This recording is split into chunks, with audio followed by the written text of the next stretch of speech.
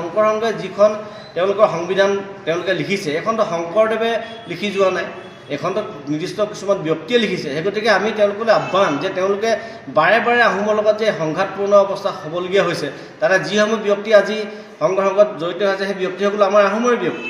সেই গতিকে আমি আহ্বান জনাইছোঁ যে যিটো জাতিয়ে অসমীয়া জাতি সৃষ্টি কৰিলে সেই জাতিটোক যদি মহাপুৰুষ শংকৰদেৱৰ নামত এটা সংঘ খুলি যদি বাৰে বাৰে তেওঁলোক তুচ্ছ তাচ্ছিল্য কৰি থকা যায়, তেতিয়াহ'লে জাতিটোৰ নিশ্চয় মনত খুব ওলাবই বা জাতিটোৱে বিভিন্ন ধৰণৰ কৰ্মসূচী হাতত ল'বলৈ বাধ্য হ'বই। তেওঁলোকে সংবিধান সংশোধন কৰি ল'লেই গোটেই বিষয়বস্তুবিলাক সমাপ্ত হ'ব বুলি আমি ভাবিছোঁ। শংকৰদেৱ সংঘৰ ফালৰ পৰা আমাৰ নামত যিটো কেছ দিছে, তো আমিও কেছ দিছে তেখেতলোকে আমি দিম, কাৰণ আমিও বহি নাথাকোঁ, আমিও বহি থাকিবলৈ অহা নাই, যিহেতু আমাৰ এটা জাতিক অপমান কৰিছে। শংকৰ সংঘই সংবিধানখন সংশোধনী কৰক, কাৰণ ভাৰতবৰ্ষৰ সংবিধানখন যদি সংশোধনী হ'ব পাৰে, এমেণ্ডমেণ্ট কৰিব পাৰে, তেতিয়াহ'লে তেখেতলোকৰ সংবিধানখন ক'ৰ পৰা আহিছে? ভাৰতবৰ্ষৰ সংবিধানতকৈ নিশ্চয় তলৰ সংবিধান হয়, তাতকৈ উচ্চ সংবিধান হ'ব নোৱাৰে।